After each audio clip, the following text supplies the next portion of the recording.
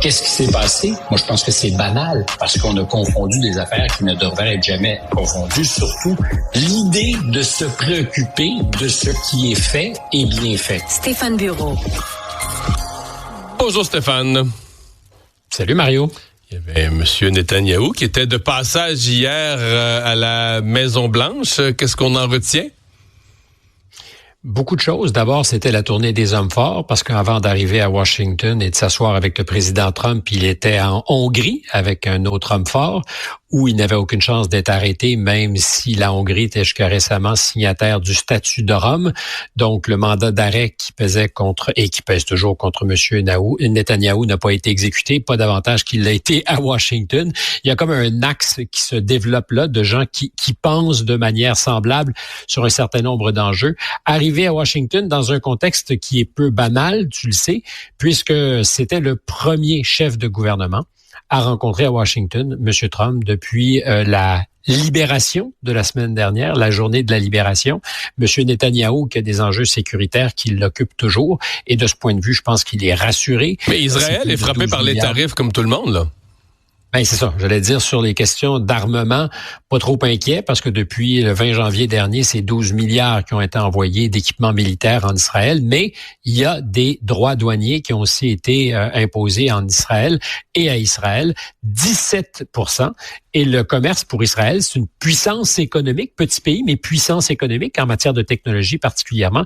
Alors, c'était le premier test de la manière. Je sais pas si tu as écouté le point de presse au Bureau Ovale, mais c'était extraordinaire, la servilité de Netanyahou, qui a commencé par saluer le génie politique de Donald Trump en disant que c'était un de ses rares politiques, peut-être qu'il se range dans le même camp, qui dit ce qu'il va faire et fait ce qu'il a dit, qu'il était parfaitement d'accord avec lui sur les principes d'un commerce plus équitable, que ce qu'il lui promettait n'était pas une promesse, mais qu'il allait agir immédiatement, c'est-à-dire faire en sorte que toutes les entraves au commerce entre les deux pays, mais particulièrement aux produits américains en Israël, soient laminées.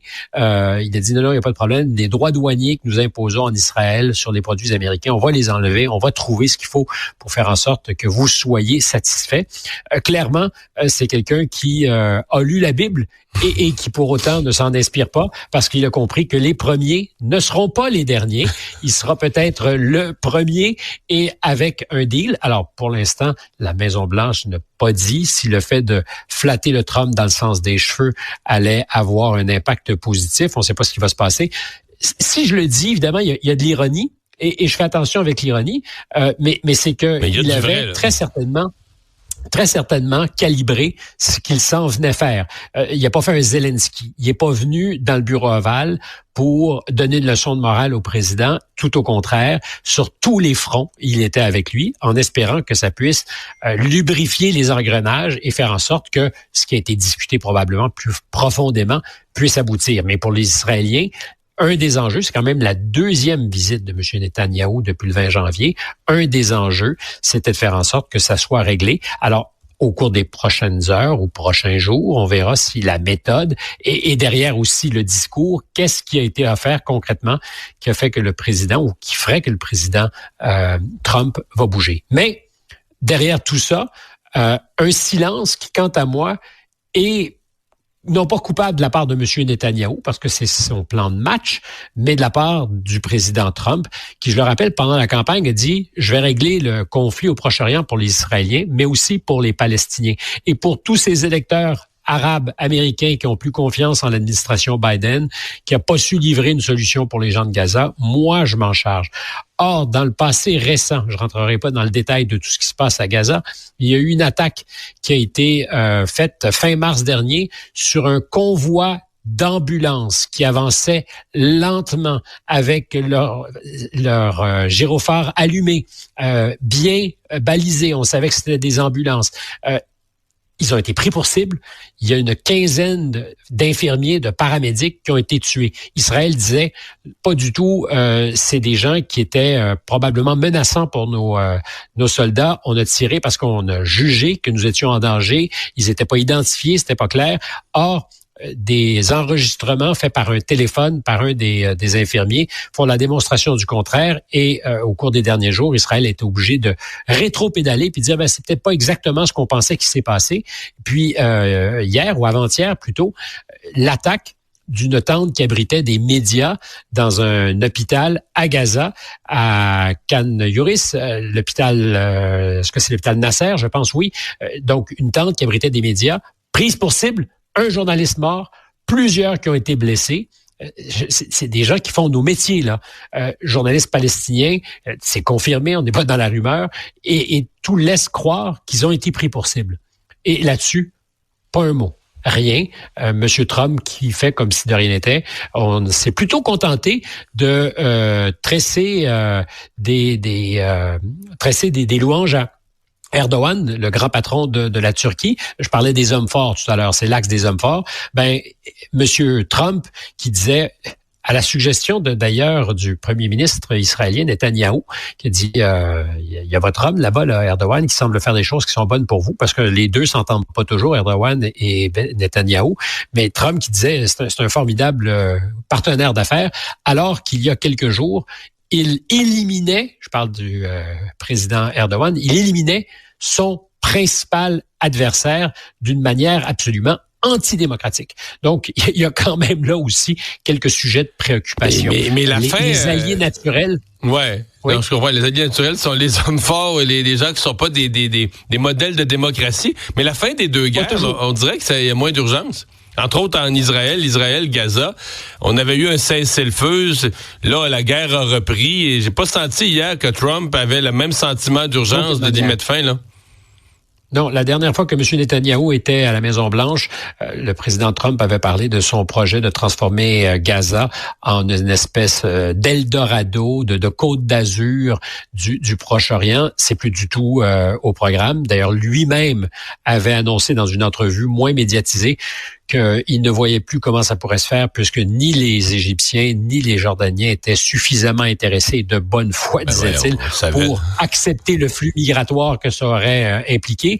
Donc, on n'en parle plus. Ceci étant dit, il y a eu un scoop hier, et on n'en parle pas beaucoup dans ce point de presse. C'est le président qui annonçait des négociations directes avec les Iraniens. Ça se passera à Oman samedi prochain. C'est le plénipotentiaire envoyé spécial négociateur du président, M. Witkoff, qui va être là. Les Iraniens disent que ça sera pas des négociations directes. Ça serait peut-être un peu comme ça s'est passé en Arabie Saoudite, c'est-à-dire que les délégations américaines et iraniennes seraient dans le même lieu, puis il y aurait quelqu'un qui ferait la navette. Mais dans tous les cas de figure, c'est une rupture par rapport à un silence long depuis 2018, quand le président Trump avait mis fin à l'entente qui avait été négociée par Barack Obama pour, en échange d'une reprise de l'aide économique et du flux économique avec l'Iran, l'exportation, c'est le cas de le dire, d'une partie des composantes de leur programme nucléaire. Les Iraniens disaient, on va renvoyer le carburant, l'uranium enrichi, on va renvoyer des portions, des éléments littéralement techniques de notre programme pour faire la démonstration qu'on n'a pas, nous, vocation à développer une bombe atomique. En échange, de les reprendre le commerce. Là-dessus, Trump avait dit, il n'y en a pas question. Il avait tout stoppé. Aujourd'hui, on pense qu'ils sont à quelques semaines, quelques mois de développer une arme nucléaire. Ceci étant dit, c'est pas la première fois que ce genre d'informations fuite. J'ai l'impression que ça fait 5 ans qu'on nous dit qu'on est à quelques semaines de ce que l'Iran aura une bombe atomique. Mais là, ça paraît se préciser, et le président qui rompt un peu avec son protocole en disant on devrait se parler, on devrait trouver une solution, parce que pour les Iraniens, s'il n'y a pas de solution, ça va leur coûter très cher. Et on sait, ça fait partie de la méthode de négociation, et je l'ai vérifié, il y a une source chez AP, Associated Press, qui a publié des images satellites.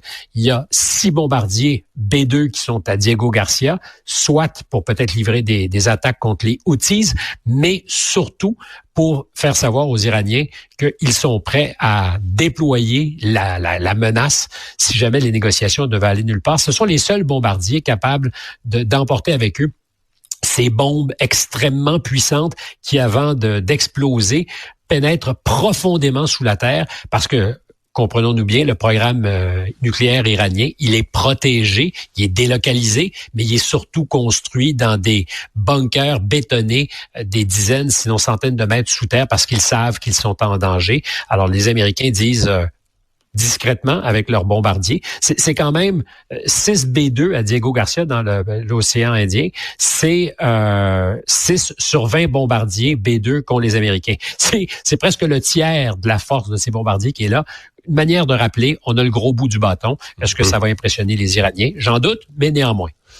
Il nous reste 1 minute. Et il y a un petit peu de division là, quand même dans l'entourage de Donald Trump sur la question des tarifs. Oui. Il y a même une entrevue qui circule d'Elon Musk qui dit qu'il aimerait une économie sans tarifs. Ben ça, c'est sorti en fin de semaine, en fait. Ouais. Samedi, Elon Musk dit qu'avec l'Europe, il aimerait une zone de libre-échange. Probablement qu'il pense aussi à rétablir son image. En Europe, les ventes de Tesla, on disait mondialement, c'est moins 13%, mais en Europe, c'est beaucoup plus marqué avec des campagnes de boycott. Donc, il y a peut-être là une volonté aussi de revenir sur Terre et ces chaînes d'assemblage, même si ça se passe beaucoup aux États-Unis et en Allemagne pour l'assemblage, il y a des pièces qui sont produites ailleurs. Donc, c'est évident que pour lui, pour son business, ça fait peut-être sens. Je peux pas parler à sa place, mais c'est le crêpage de chignon entre Pete Navarro, qui est un des principaux conseillers économiques, qui lui est résolument pour les droits douaniers, pour mais c'est sa thèse en fait. C'est comme un économiste un peu unique, original, avec une thèse à lui seul. Il y a Stephen Merrin aussi qui est pas mal aligné sur les mêmes idées et qui est son principal conseiller économique. Peter Navarro, je le rappelle, qui a d'ailleurs fait 6 mois de prison pour avoir refusé d'aller au Congrès témoigner dans une affaire qui impliquait son ancien patron, Donald Trump. Donc, c'est un jusqu'au boutiste. Hein. C'est quelqu'un qui croit à Donald Trump. Mais là, ça se crêpait le chignon. Musk et Navarro. Un qui disait, c'est franchement... marginalement un économiste avec son doctorat de Harvard, et l'autre qui dit c'est juste un fabricant de chars. Donc, c'est pour donner une idée du ton entre ceux qui quand même sont, je dirais pas le bras droit et gauche de Donald Trump, mais sont pas mal proches de lui. Il y a des petites fissures dans cette unanimité, on peut l'imaginer. Ce que ça annonce davantage ou au contraire, ils seront ramenés à l'ordre, j'en sais rien.